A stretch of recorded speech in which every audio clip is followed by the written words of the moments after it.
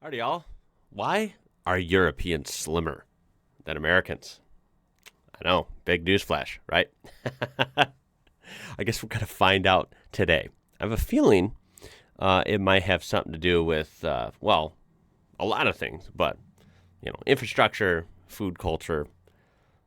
Americans tend to, like McDonald's and eating out a lot and, driving everywhere, right? It's kind of counterintuitive. You eat a big meal, get stuffed, and then go drive home. And then go sit down in the car just so you can go sit down in the house. I don't know. I feel like that has something to do with it. But this is from Smith Family Travels. It'll be linked in the description down below. You should definitely check them out. Let's go. Smith Family Travels coming at you with another travel video.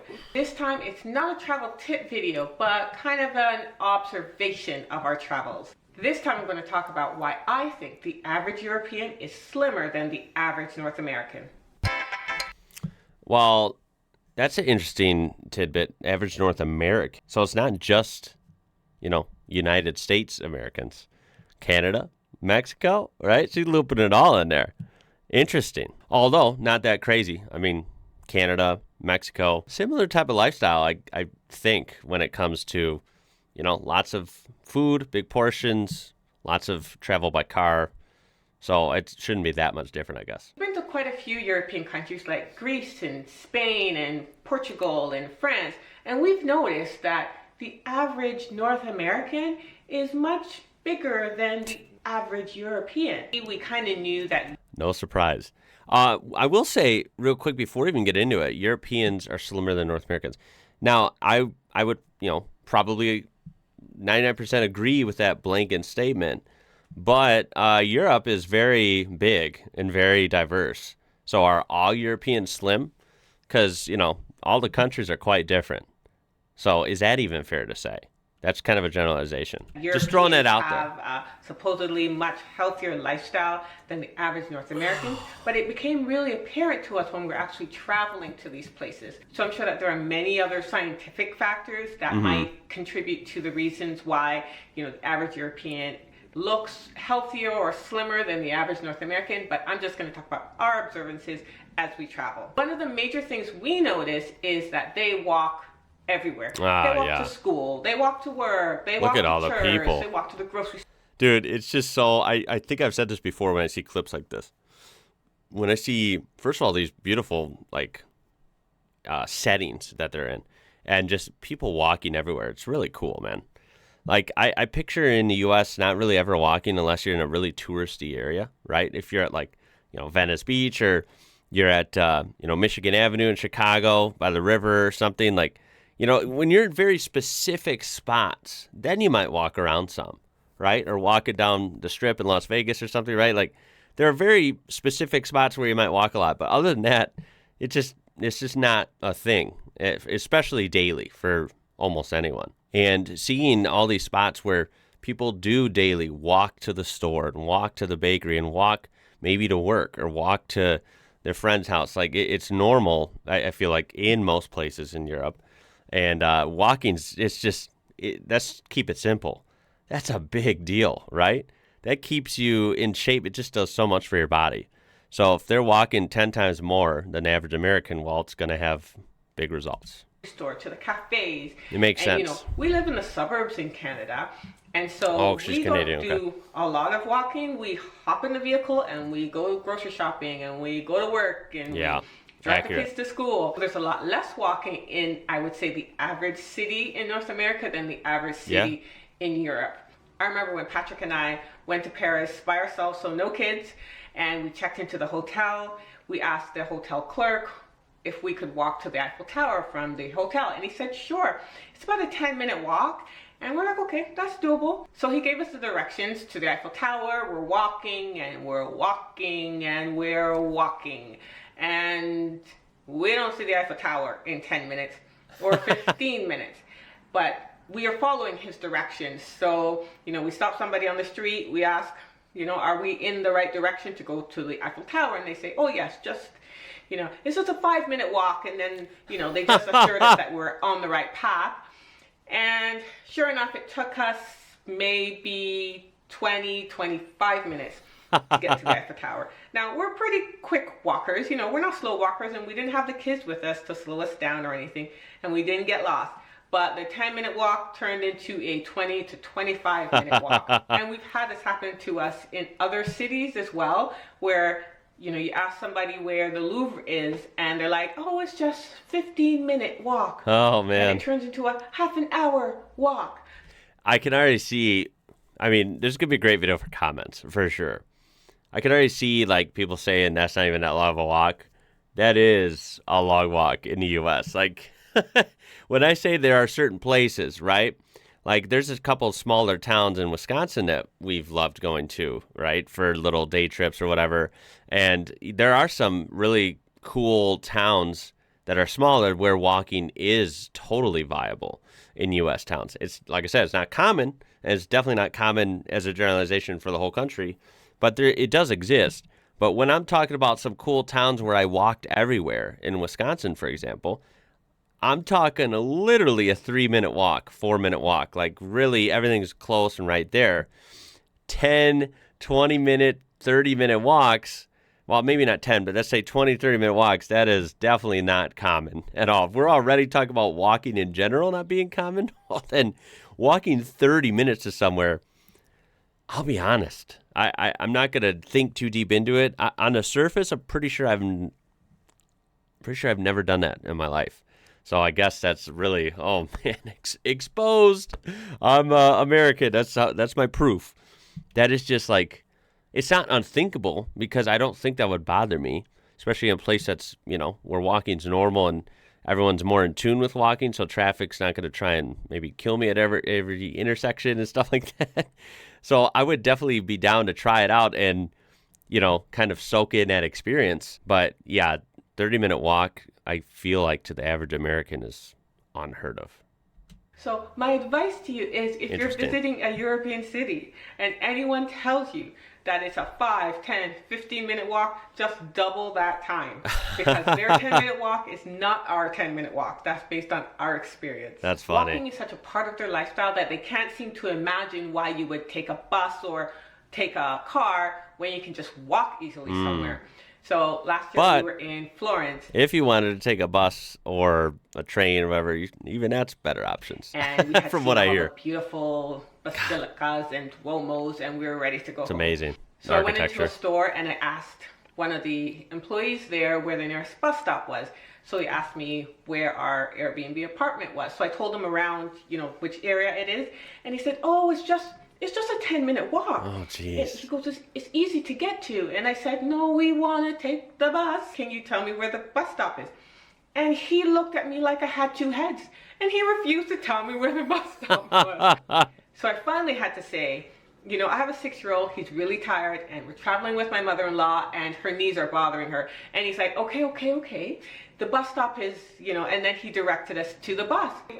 So I walk out of the store and I'm dying with laughter and I say to Patrick, "Can you believe the guy refused to tell me where the bus stop was because he wanted us to walk?" That's funny. And he must have thought, these lazy North Americans, they can't walk 10 minutes. And I knew it wasn't going to be a 10-minute walk. Yeah. I knew it was going to be a 20-minute walk because we took the bus there and I knew that was not... In that situation, yeah, I think she's okay for wanting to take a bus. She has her mother-in-law with her and a 6-year-old who's tired.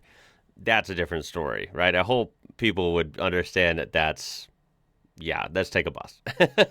But yeah, if it's just two adults, like a couple from, the United States, Canada, wherever, yeah, I think you should just embrace it, right? And do the 20-minute walk. I think it'd be good for you, right? So if there's no limitations, it's funny, right? I think that'd be great.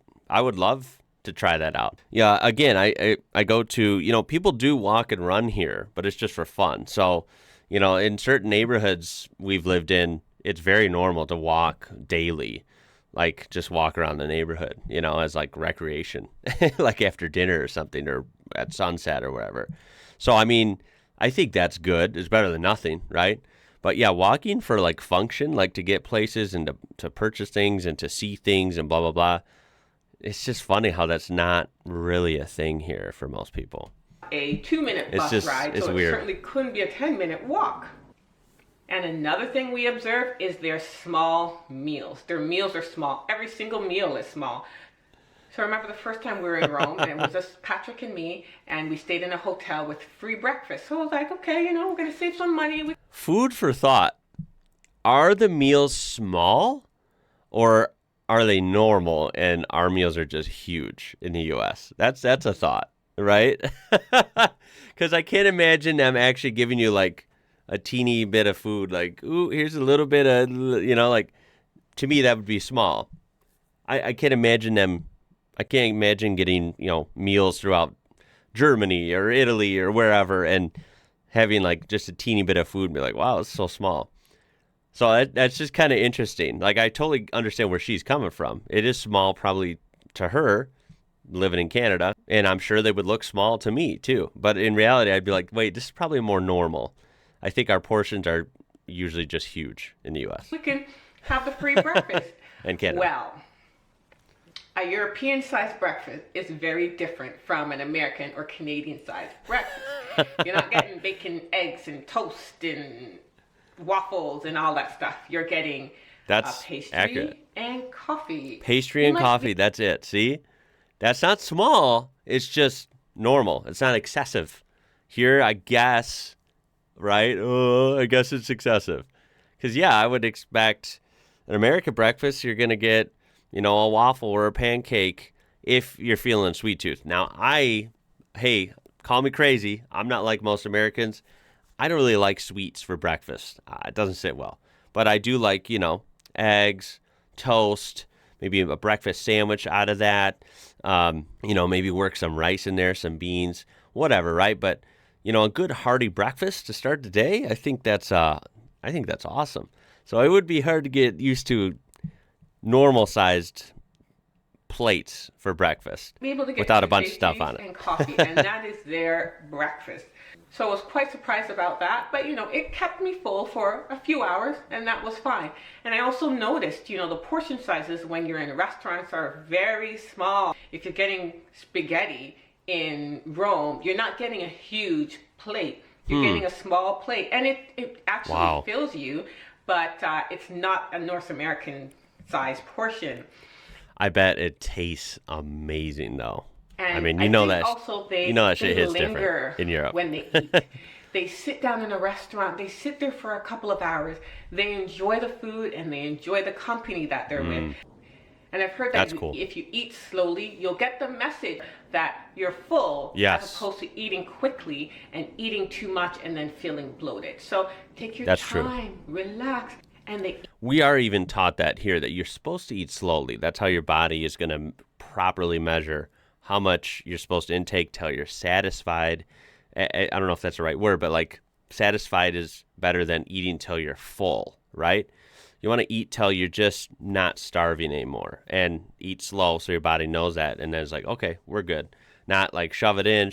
And then you're like, oh my God, I'm not hungry anymore. I actually feel miserable and full and heavy, right? That's not how you're supposed to do it, obviously. Eat dinner much later than what we're used to. So I would say breakfast and lunch are usually about the same time as what we're used to. Sometimes lunch is much later than what we're used to. Breakfast is pretty much the same.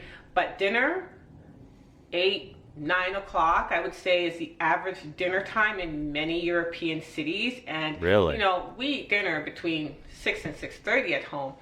I think we are freaks.